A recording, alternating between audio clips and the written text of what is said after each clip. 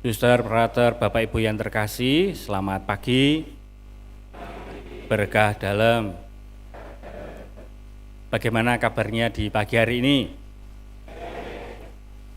Ya baik, tapi yang biru-biru kok ora ono swarane iki piye iki? Karena ulang tahun kesenengan terus lali. Moga-moga tidak begitu ya. Baik saudaraku yang terkasih, Injil hari ini bercerita tentang kekuasaan Tuhan Yesus yang menyembuhkan dan membangkitkan orang mati. Ia menyembuhkan perempuan yang mengalami pendarahan selama 12 tahun dan membangkitkan, menghidupkan seorang anak kepala rumah ibadat. Saudara-saudaraku yang terkasih, mukjizat yang pertama, mukjizat tentang penyembuhan pendarahan bagi seorang perempuan itu diceritakan bukan hanya dari Injil Markus, tapi juga dalam Injil Matius dan Lukas. Artinya bahwa ada suatu hal yang penting yang ingin ditampilkan para penginjil, di mana kuasa Yesus sungguh luar biasa. Saudara-saudaraku yang terkasih, menurut tradisi Perjanjian Lama, orang yang sakit kusta, orang yang mengalami pendarahan, atau orang yang sedang mengalami haid, orang yang menyentuh mayat itu najis. Dan mereka harus pergi dari kampung, harus jauh dari perkampungan, dikucilkan. Dan tentu perempuan yang 12 tahun mengalami pendarahan ini pasti serta otomatis dianggap najis. Dan orang-orang yang bersentuhan atau berelasi dengan orang-orang demikian pun ikut najis. Itu perjanjian lama. Namun di dalam pemikiran perempuan tadi, ia yakin karena ia sudah mendengar siapa itu Yesus. Makanya dia tidak memedulikan apa yang terjadi dalam tradisi bahwa ia akan menjadikan, kalau menyentuh Yesus berarti ikut-ikutan jadi najis. Dia tidak peduli, ia percaya sehingga dalam keyakinannya asal ku sentuh jubahnya saja aku akan sembuh. Dalam keyakinan itulah ia mendekati Tuhan Yesus dan menyentuh jubah Tuhan Yesus dan ia sembuh. Ia merasakan ada energi yang melihat bahwa pendarahannya berhenti. Kalau menurut tradisi, Tuhan Yesus pasti akan terkena efek dari apa yang ia alami. Tetapi yang terjadi apa? Tuhan Yesus bertanya, siapakah yang menyentuh jubahku? Lalu ia memandang sekeliling dan perempuan tadi bersujud di hadapannya, aku Tuhan, dan ia menceritakan. Tuhan Yesus bukan hanya menyembuhkan penyakitnya, tapi juga mengembalikan nilai kebersamaan, nilai sosialnya bersama masyarakat, mengembalikan kepada paguyuban persekutuan. Sehingga, hai anakku, imanmu telah menyelamatkanmu, telah menyembuhkanmu. Ia disembuhkan secara fisik, ia disembuhkan dalam relasi kebersamaan dengan masyarakat pada umumnya.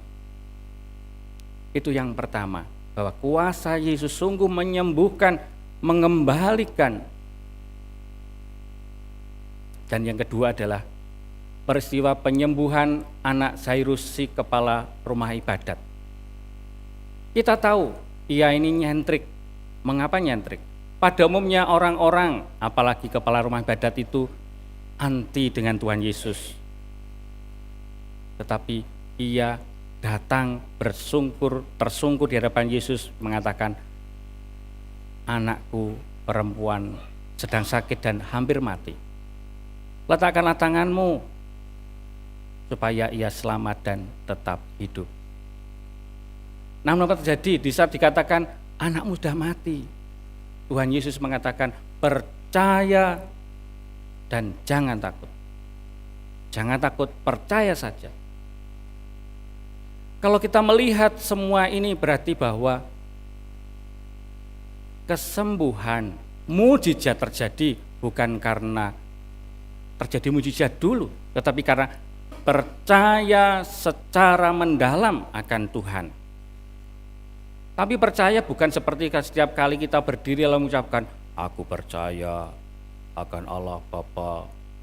Tidak, tapi bagaimana kita menghayati kepercayaan itu, keyakinan itu dalam kehidupan sehari-hari, bahwa Tuhan hadir dalam hidupku, Tuhan menuntunku, Tuhan menguatkanku. Seperti layaknya 100 tahun WKRI, Wanita Katolik Republik Indonesia. Kami wanita. Yakin, percaya bahwa wanita Katolik disertai Tuhan Yesus, sehingga berdiri 100 tahun pun kuat. Ya. Kuat tidak 100 tahun berdiri? Oh, puji Tuhan kalau kuat ya. Karena keyakinan. Demikian juga perempuan yang mendaran anak Zairus, karena percaya disembuhkan dan dihidupkan. Saudaraku yang terkasih, itulah yang terjadi seharusnya dalam kehidupan kita. Kita akan mengalami berkat Tuhan, penyertaan Tuhan. Syaratnya cuma satu, percaya kepadanya. Ada sebuah kisah dulu sewaktu saya masih di Corelius itu, setiap saya datang ke stasi, setiap kali saya perarakan mau masuk ke gereja, dan setelah selesai selalu kasula saya ditarik, lalu dicium oleh seorang ibu. Pertama kaget, lalu setelah misa saya mengatakan, mengapa Bu? Saya yakin Romo, penyakit saya ini disembuhkan oleh Tuhan Yesus. Keyakinan, kepercayaan inilah yang memungkinkan kita hidup. Kita diberkati Tuhan. Kalau kita tidak yakin, semuanya tidak akan mungkin terjadi. Demikian juga dalam kehidupan sehari-hari kita. Bagaimana keyakinan itu, kepercayaan kepada Tuhan menjadikan semuanya bisa berjalan lancar. Kalau kita berpikir, engkau gek, engkau jangan-jangan, biasanya malah justru yang jangan-jangan yang terjadi. Tetapi saya yakin Tuhan akan menyertai. Yombuh ceritanya bagaimana, tapi Tuhan memberikan jalan keluar dalam kehidupan kita. Tidak sedikit dalam pengalaman kehidupan kita, karena keyakinan kepada Tuhan diberi jalan keluar. Ini mungkin pernah Bapak Ibu dengar cerita ini, tapi saya akan mengulanginya. Ada sebuah keluarga, pekerjaannya adalah supir pocokan, dan istrinya tukang membuat kue-kue untuk pesanan. Artinya kalau ada orderan baru mendapatkan uang. Tapi anak-anaknya semuanya pengen kuliah. Anak yang pertama sudah kuliah, yang kedua masih SMA. Di saat anaknya yang luar kota kuliah itu telepon, Pak, wayahe bayar semesteran, bapaknya langsung ngeluh sirai. Namun ia mengajak istrinya, "Yo Bu, ke Posarang. Berdoa di Posarang, rosario." Baru selesai doa, teleponnya berbunyi, "Pak, bisa ngantarkan besok demikian-demikian." Lalu ibunya juga ditelepon, "Bu, mau pesan makanan, rezeki teko." Percaya kepada Tuhan. Demikian juga dalam kehidupan kita, kalau percaya kepada Tuhan, Tuhan akan memberikan jalan. Sekarang bagaimanakah dengan diri kita? Kita mau meneladani si perempuan itu, berani percaya kepada Tuhan meskipun tidak mungkin dalam kehidupan kita. Seperti juga Yairus, meskipun sudah tidak ada harapan anaknya mati, tapi ia tetap percaya kepada Tuhan Yesus. Semoga dengan kepercayaan dan keyakinan kepada Tuhan Yesus, Tuhan memberkati hidup kita. Berkat Tuhan limpah bagi kita semua.